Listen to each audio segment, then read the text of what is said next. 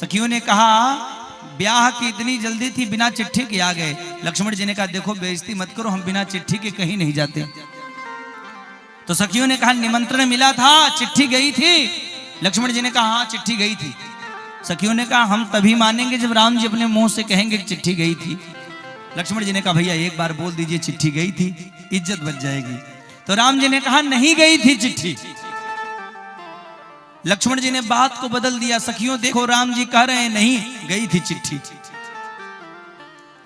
राम जी ने कहा नहीं गई थी चिट्ठी, लक्ष्मण जी ने कहा नहीं गई थी चिट्ठी।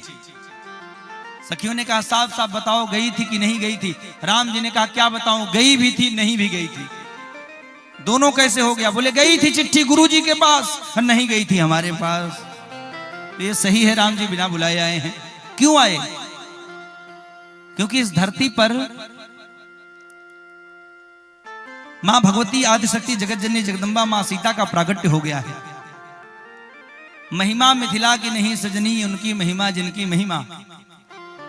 मां भगवती सीता की महिमा है जो राम जी बिना बुलाए आ गए। क्यों? जिस धरती पर भक्ति का प्रागट्य हो जाता है, सीता भक्ति है, जहां पर भक्ति आ जाती है वहां पर भगवान को निमंत्रण देने की आवश्यकता नहीं पड़ती, वहां पर तो भगवान बिना बुलाए पहुंच जाया करते हैं। ये भक्ति की महिमा है।